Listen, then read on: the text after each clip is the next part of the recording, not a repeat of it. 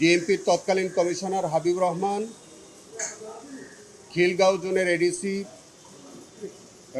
রাশেদুল ইসলাম, খিলগাঁও থানার ওসি রামপুরা থানার OC Moshiur Rahman, ASI চঞ্চল চন্দ্র সরকার এবং সাব ইন্সপেক্টর তরিকুল ইসলাম, এই 5 জন আসামির বিরুদ্ধে আমাদের আইসিটিবিডি কেস নাম্বার 3/2025 এই মামলাটির বিচার শেষে আজকে রায় প্রকাশিত হয়েছে।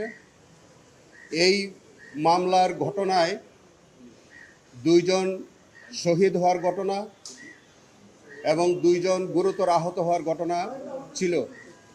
এই মামলার মধ্যে তৎকালীন ডিএমপি কমিশনার হাবিব রহমানের একটি ওয়্যারলেস মেসেজ ছিল, যে ওয়্যারলেস মেসেজে তিনি তার অধীনস্থদের সকলকে নির্দেশনা দিয়েছিলেন যে যাতে এই বৈষম্য বিরোধী আন্দোলন ঠেকানোর জন্যে তাকে পায়ে গুলি করা হয়।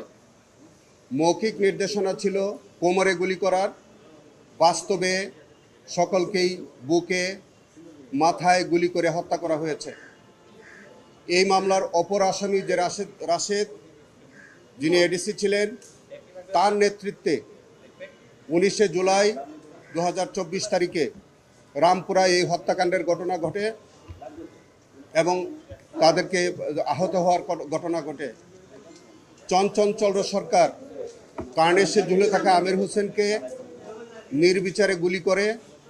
তিনি একটি ভিডিও বার্তায় উনি এই ঘটনা স্বীকার করেন।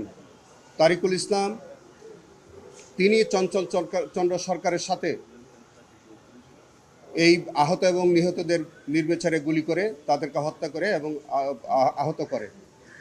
এই মামলার মধ্যে চঞ্চল সরকার তাকে গ্রেফতার করা হয়, তাকে গ্রেফতার করা সম্ভব হয় এবং গ্রেফতার হওয়ার পরে তিনি একটা এক্সট্রা জুডিশিয়াল কনফেশনাল স্টেটমেন্ট দেন এবং তিনি এই গুলি করার ঘটনা স্বীকার করেন।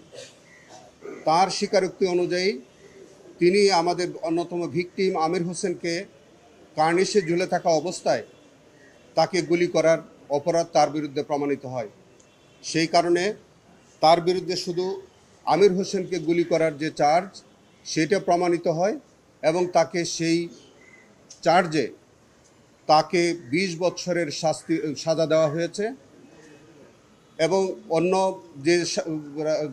অন্য যে চার্জগুলো ছিল, যেমন মায়া ইসলামকে হত্যা করার ঘটনা কিংবা আমাদের নাদিম মিজানকে হত্যা করার ঘটনা, বাসেত মুসা খানকে যে আহত করার ঘটনা, এই 3টি চার্জ তার বিরুদ্ধে প্রমাণিত না হয় এই 3টি চার্জ থেকে তাকে খালাস দেওয়া হয়েছে।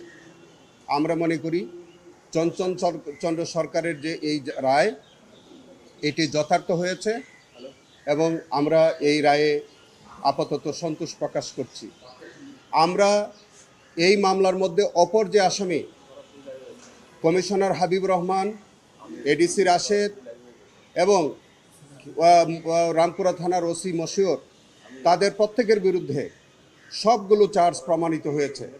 যে চার্জ ছিল মায়া ইসলামকে গুলি করে হত্যা করা, নাদিম ইসলামকে গুলি করে হত্যা করা, মুসাকে গুলি করে আহত করা এবং আমির হোসেনকে গুলি করা, এই সবগুলো চার্জ তাদের 3 জনের বিরুদ্ধে প্রমাণিত হয়। সকল চার্জে তাদেরকে আজকের মাননীয় ট্রাইব্যুনাল মৃত্যুদণ্ড দিয়েছেন। এই অপর যে আসামি তরিকুল ইসলাম, তার বিরুদ্ধেও এই তাদের সহযোগী হিসাবে তাকে এই হত্যাকাণ্ড এবং আহত করার যে অভিযোগ, যে চার্জ ছিল সেটি প্রমাণিত হয়, তাকে যাবজ্জীবন সাজা প্রদান করা হয়েছে। আমরা মনে করি এই মামলার মধ্যে আমরা 14 জন সাক্ষীর সাক্ষ্য দিয়েছিলাম। 14 জনের সাক্ষীর সাক্ষ্য নেওয়া হয়েছে। 14 জনই ভিকটিম পরিবারের 4 জন সাক্ষ্য দিয়েছেন। এই মামলার মধ্যে আমরা ভিডিও বার্তা, যেটা ভিডিও ক্লিপ ছিল, সেটা আমরা আদালতে প্রদর্শন করেছি। ওয়্যারলেস মেসেজ যেটা হাবিবুর কমিশনারের ছিল সেটা আমরা উপস্থাপন করেছি। এই মামলার মধ্যে আনুষঙ্গিক যে আহত এবং নিহত হওয়ার সপক্ষে যেসব এভিডেন্স ছিল সেগুলো আমরা উপস্থাপন করেছি এবং আজকে এই মামলাটি সম্পূর্ণরূপে সন্দেহাতীতভাবে প্রমাণিত হওয়ায় মাননীয় ট্রাইব্যুনাল 3 জন আসামিকে মৃত্যুদণ্ড, আসামি তরিকুল ইসলামকে যাবজ্জীবন, চঞ্চল চন্দ্র সরকারকে 20 বছরের কারাদণ্ডে দণ্ডিত করেছেন। আমরা এই রায়ে মহান আল্লাহর কাছে আমরা শুকরিয়া আদায় করছি এবং আমরা মনে করি এই রায়ের মধ্য দিয়ে আমাদের শহীদ পরিবার এবং আহত পরিবার তারা ন্যায় বিচার পেয়েছেন বলে আমরা বিশ্বাস করি। মাননীয় ট্রাইব্যুনাল এই পর্যবেক্ষণ দিয়েছেন যে হাবিবুর রহমান কমিশনার অত্যন্ত দায়িত্বজ্ঞানহীনভাবে তিনি ওয়্যারলেস মেসেজের মাধ্যমে তার অধীনস্থদেরকে তিনি উস্কানি দিয়েছেন এবং এই হত্যাকাণ্ড এবং আহত নিহত হওয়ার ঘটনায় তিনি প্রত্যক্ষ ভূমিকা তিনি পালন করেছেন।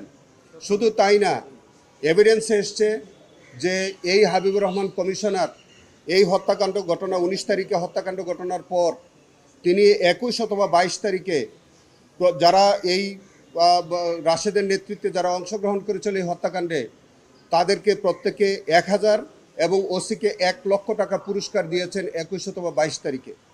এবং কত অমানসিক এবং বর্বরতা যে তৎকালীন সরকার এবং তার যে পেটুয়া বাহিনী এই হাবিবুর রহমান কমিশনার সহ আরও যারা এই দুষ্কৃতিকারীরা ছিল তখন তৎকালীন ফ্যাসিস্ট সরকারের আজ্ঞাবহ হয়ে তারা নির্বিচারে মানুষকে আহত এবং নিহতের ঘটনা তারা ঘটিয়েছে।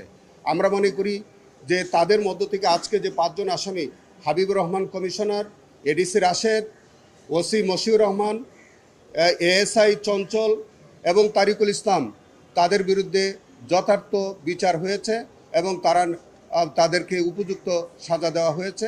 আমরা প্রসিকিউশনের পক্ষ থেকে আমরা এই রায়ে সন্তোষ প্রকাশ করছি। আমরা মনে করি যে আমাদের যে শহীদ পরিবার এবং আহতর পরিবার তারা ন্যায় বিচার পেয়েছেন এবং তারাও এর একইভাবে আমাদের সাথে সন্তোষ প্রকাশ করছে।